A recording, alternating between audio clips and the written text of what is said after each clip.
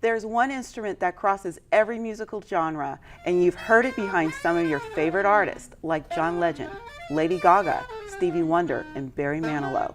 It's the saxophone. And tonight, not only do we meet the master of this sound, but we get an opportunity to hear him live on our show. It's good to have you here.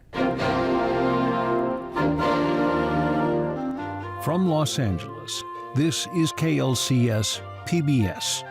Welcome to Everybody with Angela Williamson, an innovation, arts, education, and public affairs program.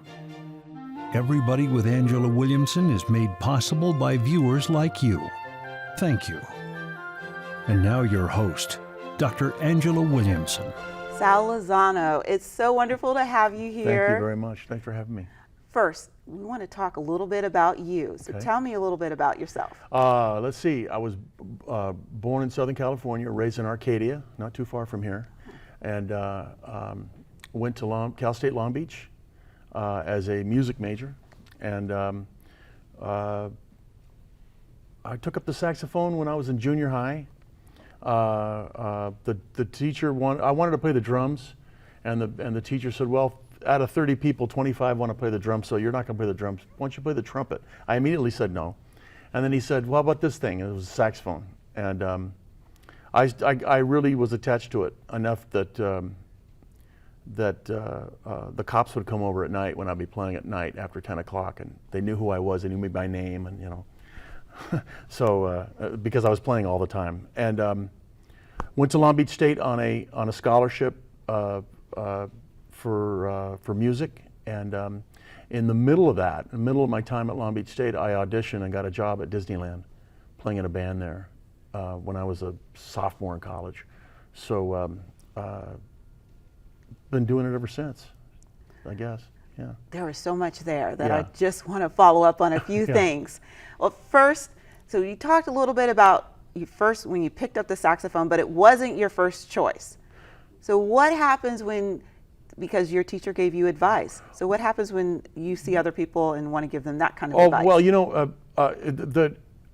it really didn't take me long to figure that out when I was in junior high. And it didn't take me long to go, I know I'm going to go, maybe 5 minutes. When he goes, pointed to that, I go, sure, I'll play that. I was always one who just said, yeah, whatever, I'll do whatever you need. It doesn't really matter. And when I really got serious about playing music, I realized that there were certain things I had to do in order to become what I wanted to become, and that is work hard, work really, really hard.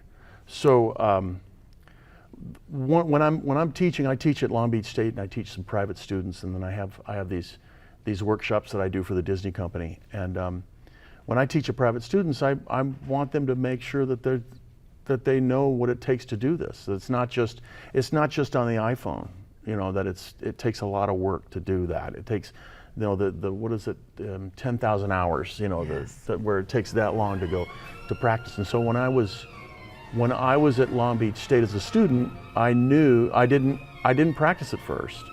And then I started working at Disneyland, and everybody at Disneyland was practicing. So I was like, okay, this is what I need to do here. So that's when I started putting in the time and picking up other instruments. I play the flute and the clarinet, and picking up those instruments, because here in Los Angeles I needed that, or I was told that I needed that to be able to survive.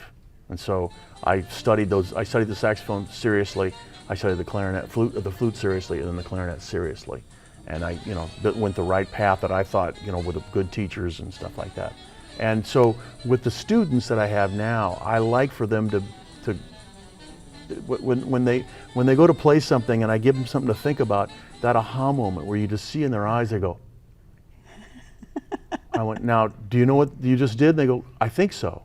Okay, going to try to do it again. Let's do it again. And then they do it again within a couple of minutes. Okay, now what did it feel like what you just did? All right, now let's work on that, what you just did. Because you can see it. I can remember countless numbers of students in the 13 years I'm at Long Beach State now, seeing them, oh, what did I just do? Well, you heard it. And even now in this time when we're teaching virtually, even now I can still see it when they do go, oh, that's something to think about, Well, my question to you is, because you're teaching these students, they're obviously they're good to begin with. So how do you bridge that gap from being good to being great so that they get that aha moment? So is there I think it's just practice. I think it's just learning how to do something over and over and over and over again until it's there. I use analogies in my teaching. I took up golf not too long ago, and I'm watching these videos and I'm hearing Tiger Woods, and he's saying Tiger Woods goes, "Oh, the amateurs do it because they do it wrong because they just don't practice." He goes, "We practice. We practice all the time. The amateurs just do it." And I'm the same way. You guys got to get to that point where all of a sudden it just comes naturally, like you're tying your shoe in the dark. You could just reach down, tie your shoe, it's done.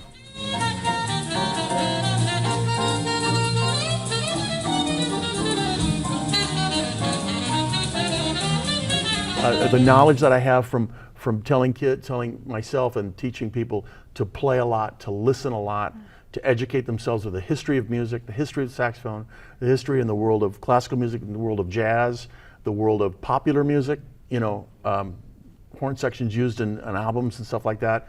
And there's a history behind that. Where does all that come from? And we need to know where that all comes from so we can sort of wrap it up in our own little mind to bring out to the world, Sal, you mentioned talking about other instruments that you picked up after you got your job at Disneyland. I mean, is that really important, do you think? Well, at the time it was important because the show that I was playing, it was called Showbiz Is, and I was playing 7 different instruments. And so I had to not only find a way to acquire them, but also learn how to play them. And I knew roughly how to play them, but I was playing 4 saxophones and a flute and a piccolo and a clarinet, I think. And I had to borrow some and whatever.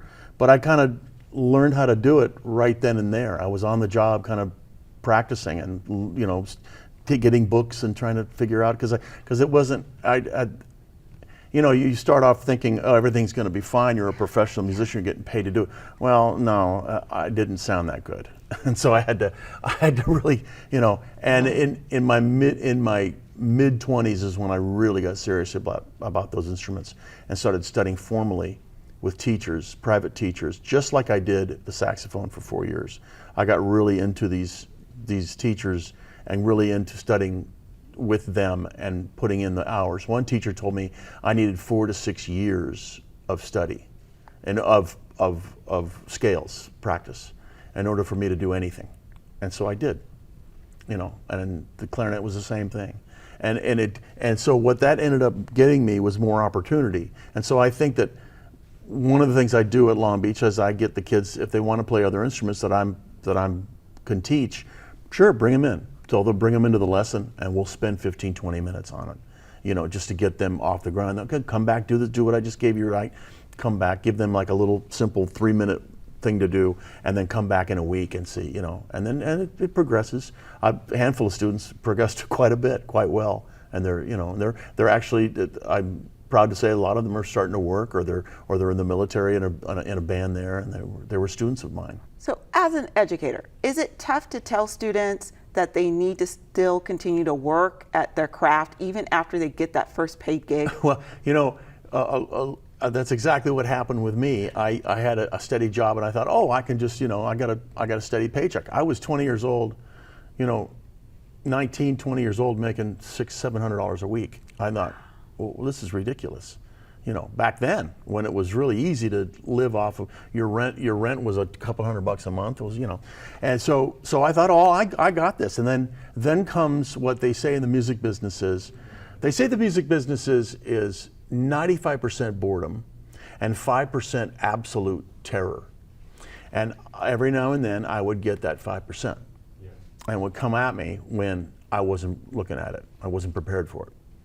When all of a sudden it just showed up, that 5%, like I had to play something, I had to do something right away at the drop of a hat, and they were just standing there watching me do it, and I was folding. So I said, that cannot happen. And so I would put my students in those situations. I said, okay, here you go. This is what you have. I would bring to the lesson something I had recorded the day before. And here it is, there it is. All right, there you go. Now we're going to turn on the little metronome, you know, and you're going to play along with it. And they're looking, I said, yeah, that's the terror I'm talking about. So we have to practice to get to be able to play that. And so when a kid gets a job somewhere like a cruise ship or a Broadway show or something, and they're going to tour or whatever, and they feel like, oh, I'll just, you know, kind of coast along and get on the bus and travel around the ocean on the cruise ship, and because when they're done with it, because every gig's going to end, when they're done with it, now what? Oh, well, I spent my whole time not practicing or not honing my craft or not, and now when another opportunity is, I'm not going to be able to do it because I don't have the necessary skills that I should have done when I was younger. So it makes sense to do it now when you're at the university level, and they have everything they can have. Everything they need is right there. The ensembles to play in, the lessons to have, the pianos to practice on, the practice rooms, the teachers, the guidance, everything is there. It's there for, you know, you're paying for it. Yeah. Might as well take full advantage of it, you know. So tell me, how do you transition from one genre to the next? It's studying it. It's getting to know exactly what the history of that genre is, all the way down to its bare bone roots, and just go from there and figure out, okay, who played in that era? What musician played in that era? How does it go from you know, David Sanborn to Hank Crawford to people before him to the blues? How does it go from and even Kenny G? You have to embrace that style, because that style, he put the saxophone on the map for the people who didn't really, you know. And so you have to understand where all of that comes from and embrace it and study it. And then it's part of your bag of tricks. We all, you know, carry our bag of tricks around, and there's an imaginary bag of tricks sitting there, and you just call upon it and it comes back into your memory, you know. Wow. Okay, well, we're going to test your memory when we Okay. come back Okay. to our next segment, because we've asked you to play for us. So stay tuned and come back to hear Sal play.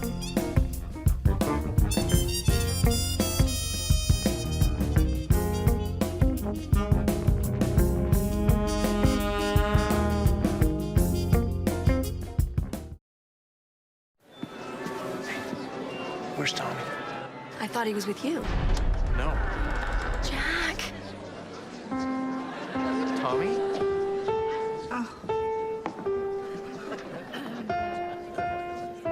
Don't stop. Keep playing. Here we go. Here's the fun part.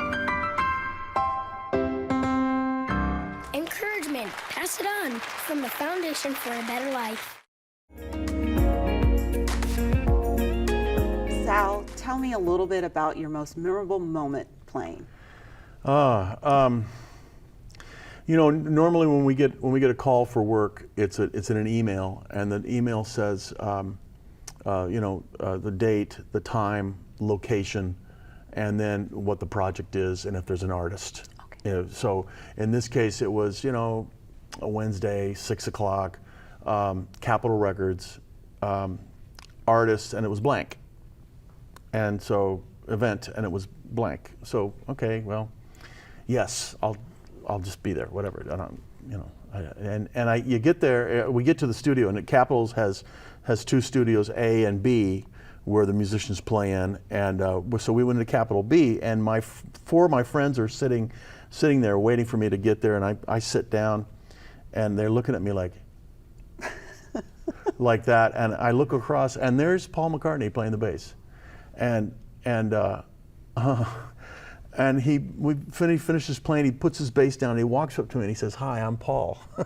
Like, really? You didn't know who he was? No. I'm like boom, you know. And he was writing children's songs for a movie, and so he wrote these children's songs. This one children's song we were doing was like an R&B. And the guitar player, Mike McCready, was there. And then he had his band, Paul's band, you know, Abel Boreal Jr. and some singers and background singers.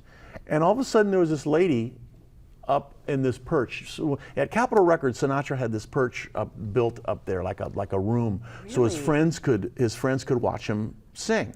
And so there was this lady up there, and I knew who it was, but none of the guys in the band knew because they didn't have any kids. And I looked up there, and it's Lady Gaga. She's up there, and so she comes down, and they told us no social media. They didn't want any cell phones. They didn't want to do anything. So she comes downstairs. She goes, "You guys sound so good. I want a picture with all of you right now." So we stood up, we took a picture, and we're on a break, and I'm upstairs, and my daughter texts me. She goes, "You're playing right now with Paul McCartney and Lady Gaga." She posted it on everything. So, you know, to sit there for about 5 or 6 hours and play with these guys and just really get into playing it over and over and over again, but really get into feeling like what they want at certain sections and what they want, and just really and genuinely care about the music, about what we're doing. It was just the level just went up like this.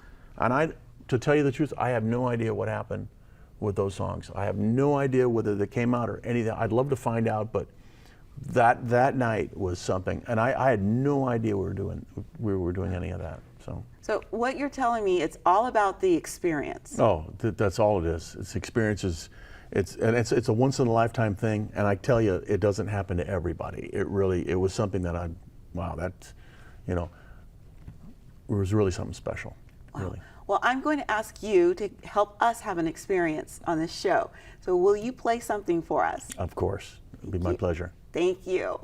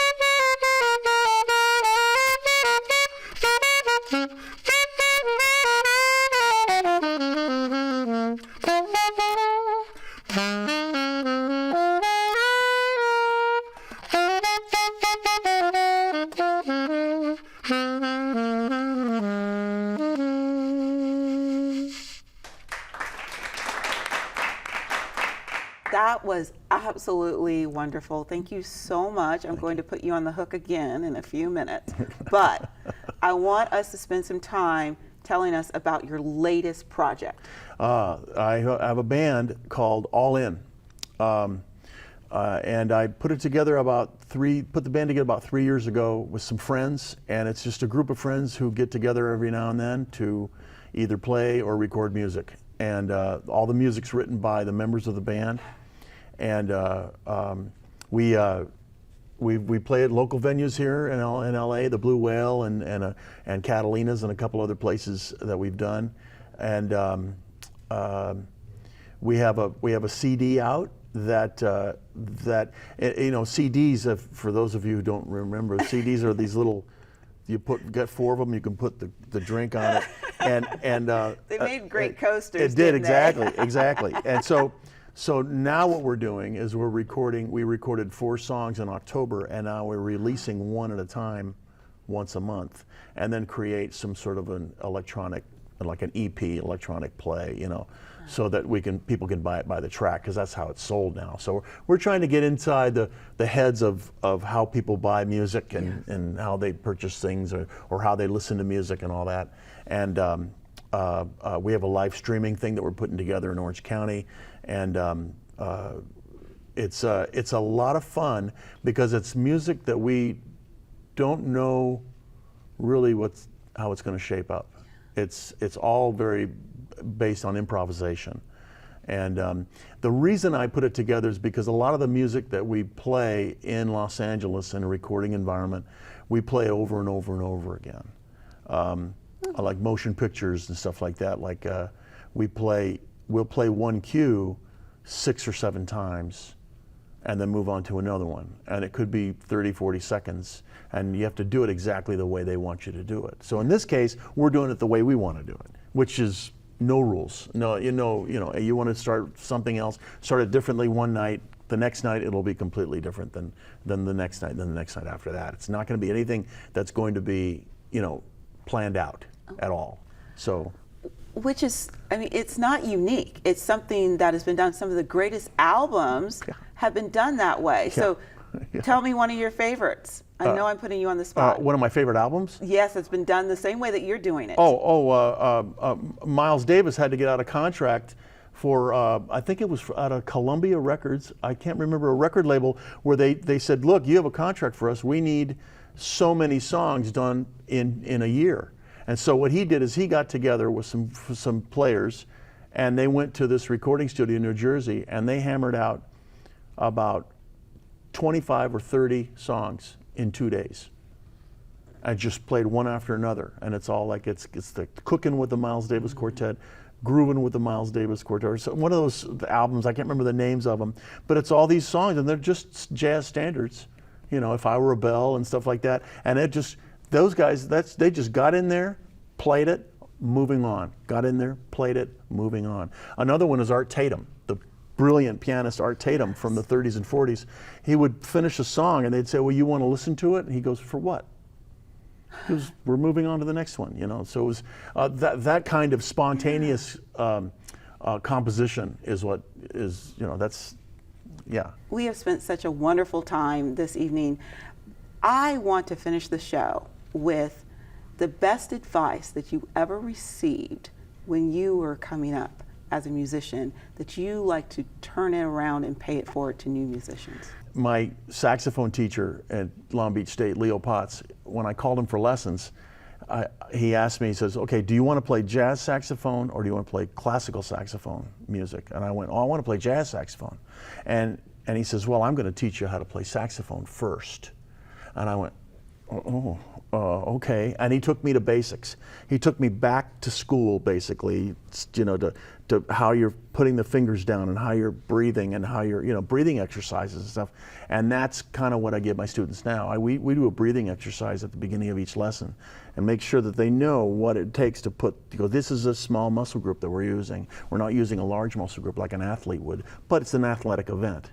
We're breathing and so I try to give my students, look, teach learn how to play the instrument first, and then go to do whatever you want to do, That is such wonderful advice.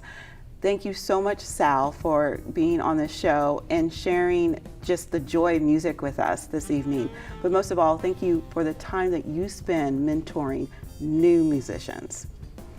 And thank you for joining us on Everybody with Angela Williamson. Viewers like you make this show possible. Stay in touch with us on social media. Good night and stay well.